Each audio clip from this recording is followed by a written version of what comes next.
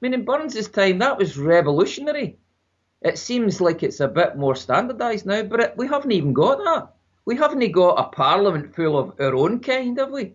You look at parliament, it's full of lawyers, businessmen and assorted wankers and £100,000 a year. I mean, I get a phone call from the Sun last week, not a newspaper, it usually phones me saying the MPs in London want to vote themselves a £10,000 a year pay rise to take their wages up to 77,000 a year. What do you think about it?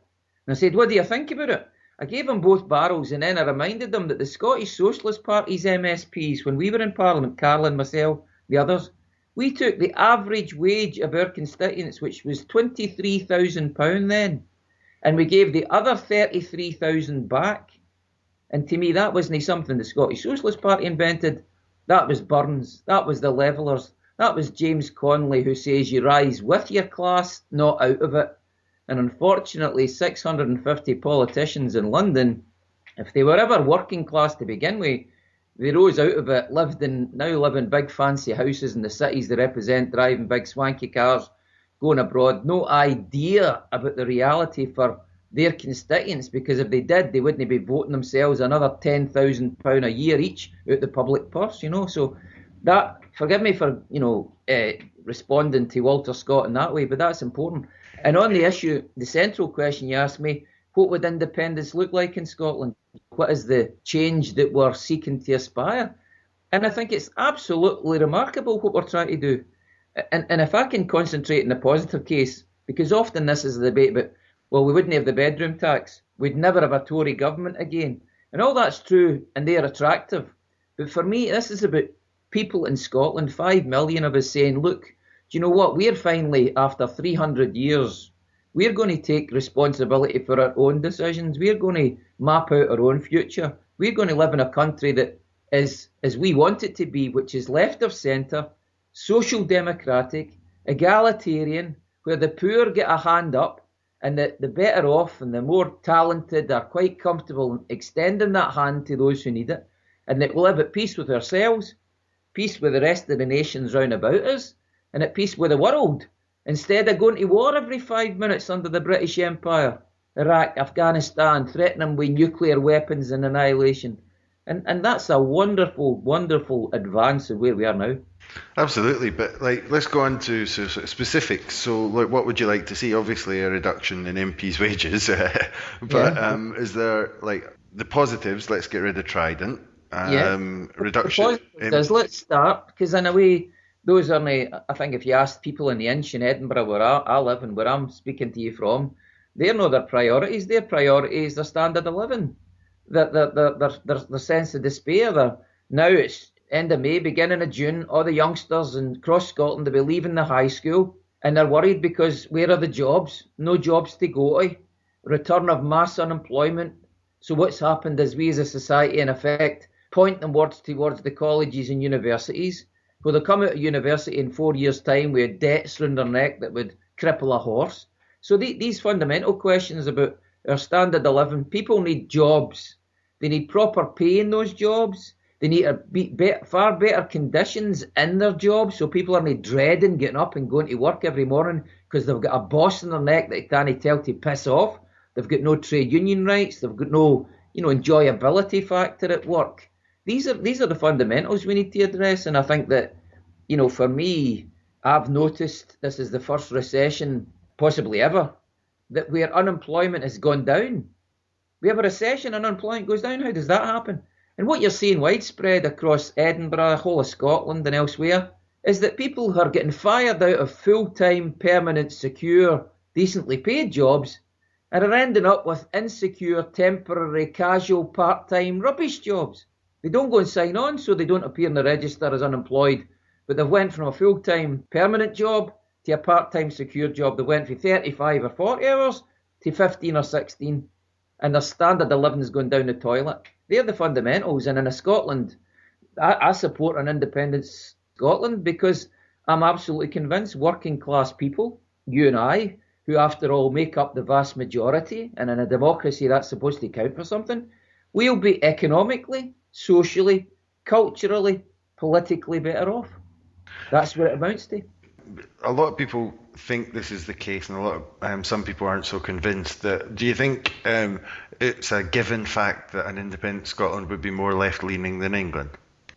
Left-leaning, yes. It's exaggeration, and I wouldn't want to exaggerate on this broadcast to say Scotland be a socialist country. It wouldn't. Socialism's about consciousness. We've still a job to go. But yes, Scotland is more left-leaning than the down south. We're a social democratic country where Britain as a whole is now in the grip of neoliberalism. I think the evidence is all around you, Michael, because remember in Scotland in 2011, Labour were turfed out of the Scottish Parliament, weren't they, big style? Yes. And replaced by a party to their left. I mean, how far to their left, that's another debate, right? But the SNP are by anybody's measure to the left of Labour. Whereas the year before, in the British-wide general elections, Labour were turfed out and replaced by parties to the right, the Tories and Liberals. In Scotland, we don't have prescription charges. In England, prescriptions are nearly £8 an item. In England, they have to pay for elderly care. In England, they have tuition fees. In England, there isn't a majority of people opposed to trident nuclear weapons. In England, there isn't a majority of people, unfortunately, opposed to the privatisation of our public services like the NHS and our railways and our prisons and whatever. So that we could be here all day with a long list showing that the values that people in Scotland currently hold dear, and of course they can change. It's not, it's not permanent. But all the evidence shows you just now that people in Scotland are more social democratic in their values, desperate to be more egalitarian, horrified at the poverty that sees 1 in 3 children in Glasgow today living in poverty, 1 in 3 households across Scotland today in fuel poverty. In other words, can't afford their gas and electric bills. And I think the evidence I saw both when I was living in London and living here and what I read and all the research that I do, you probably find the same yourself, points in that direction and towards that conclusion. And I think that's why independence offers us a step towards a more left-leaning, more social democratic society than we have as Britain as a whole. And you brought up the Labour Party there, and that's always an interesting area for us here because, that there could be 3 reasons. It could be one or the other, or a mix of all 3, that the Labour Party are continuing to do quite badly in Scotland, all things considered, and the most recent polls haven't been good for them either. I mean, you could take into account the sort of lurch to the right, the end to something for nothing culture stuff, but that's a more recent development. There are good people in the Labour Party, but it's also fair to say that there's been a hell of a lot of corruption in some of the councils and so on. We once said that, you could try to make a Borgen-style documentary about Glasgow City Council, but it would just be too fantastical. It'd be too unrealistic. And the other thing you could talk about is the kind of, let's just say the leadership haven't been shining lights in recent years.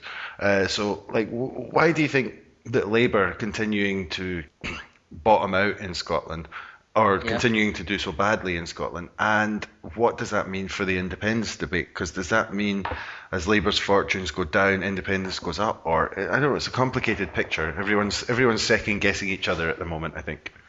Yeah, there are lots of complications here, but I know the Labour Party really well. I grew up in Motherwell. Motherwell is the quintessential Labour town. I mean, even in 2011, they were one of the few places to return a Labour MSP, weren't they? I know Motherwell. My grandfather was a steel worker in a Lanarkshire welding company. My uncles, my male relatives worked in the steel industry when there was one. We were a Labour family. Whilst nobody I knew was actually a card-carrying member, you voted Labour. You wouldn't dream of voting anything else. I think the only time people in Motherwell voted anything other than Labour was to elect Jimmy Snedden, the local communist candidate and the local communist councillor, who was a terrific guy. So I grew up in a Labour tradition. I joined the Labour Party at 17. I set up the Labour Party Young Socialist branch in Motherwell and then about a dozen others in Lanarkshire. But I'm afraid that's consigned to the history books. The Labour Party of Keir Hardie, the Labour Party of Aneurin Bevan, the Labour Party of Tony Benn, one of the reasons I joined it, that's gone forever. That ship has sailed. It's never coming back. Labour's now a pale imitation. I mean, you get fined in the Labour Party for using the socialist word, you know what I mean? And I think is the Labour Party, well, just about, you might as well fine yourself for stupidity for being in the Labour Party if you use the word socialist. But the fact is the Labour Party has never and will never recover from what Blair did to it. Labour is a neoliberal, warmongering party, pretty much indistinguishable from the Tories. And, you look at their attitude on the cuts, they're in favour of 80% of the Tory cuts. They've said they won't repeal the bedroom tax. We'll be here all day. It's a waste of time talking about them. Labour's in a terminal decline. It's not just the 2011 elections you have to look at. You have to look at Labour's support in Scotland these last 50 years. And it's been an uninterrupted slide down Glencoe. It's fallen and fallen and fallen. I mean, I talked about in Motherwell, where I grew up, and the priest on a Sunday morning would say there's an election on Thursday, and you shouldn't vote for the SNP because otherwise we as Catholics will find ourselves as a minority in a Presbyterian Scotland. Those days long gone. A majority of Catholics in Scotland now vote for the SNP. So Labour's problems are manifest and, quite clearly, in my view, they're insoluble. They're in a complete mess and a decline. And yet it's of their own doing, because you might well argue that social democratic values in Scotland are desperate to find a home in the Labour Party, and the Labour Party refuses. It's almost like the relationship with Fred Flintstone and his cat. Every time they climb into the Labour Party that is Fred Flintstone boots the cat up the arse and chucks it out the door again. So, I mean, and on the Labour leadership, unfortunately, you have to say, well, the Labour leadership is ranked rotten because it's all they've got. If they had somebody better than Ian Gray, they would have picked him. If they had somebody better than Joanne Lamont, they would have picked her. They haven't. They're just bereft. But that's some quite serious skullduggery you're suggesting there. Like deliberately trying to sort of stoke religious divide. That's quite extraordinary. This is what I'm saying. In the past, when I grew up as a kid in Motherwell, they would say that, there was an inference, the priest. But by the way, the first thing he said is you should never vote communist because they're ungodly, right? But I'm talking, I grew up in Motherwell in the 1970s. This is what was said, right? And clearly, the point I'm making is that world has gone forever. I think Labour are now desperately clutching at a place for themselves ideologically, and they're just making complete clowns of themselves. The party that introduced the National Health Service in 1945, now talking about abandoning universalism, abandoning the so-called something-for-nothing culture. Jesus Christ, did they know anything about their history? Did they know anything about the past?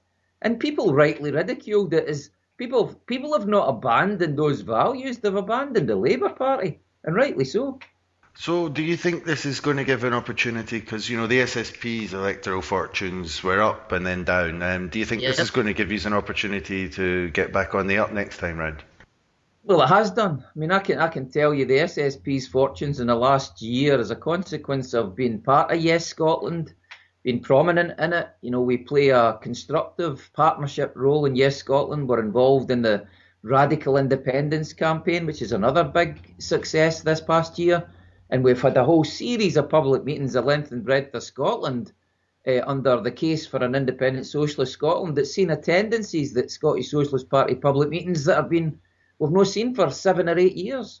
We've had even in the last, we redesigned our website and everybody should visit it, www.scotishsocialistparty.org. But since we redesigned it a month ago, 115 people have applied to join the party. So I think electoral fortunes will follow that. You don't get the electoral results until you do the hard work. That's the reality of politics. So we do the hard work, you get the rewards. And the SSP is well in the way back. The SSP is roaring back not because of the brilliant organisation or oratory of myself or any nonsense reasons like that. It's to do with the relevance of what we're arguing for to people's lives. And so the SSP tomorrow in Glasgow, we'll be taking part in a protest against the bedroom tax. And there'll be thousands there because people are furious that they're having their housing benefit cut by up to £35 a week. It's the last thing they need. And the SSP is against it, so they join forces. It's the way it goes. In the Yes Scotland, they're not, people say they're sort of dominated by the SNP, but they're not being prescriptive. But on the SNP's kind of independence campaign, how do you feel, this is changing the subject a bit, but how do you feel about the SNP, their kind of rhetoric about, we'll be a bit richer, but basically the same, we'll keep the Queen and we'll keep the pound and stuff. Like, I'm personally, I think it won't come as a surprise to say I'm totally in favour of a republic, and I think it won't be a surprise that the SSP is as well. But I mean, do you think they're doing what they have to do to secure as many votes as possible by saying that there won't be so much change, or do you think coming out with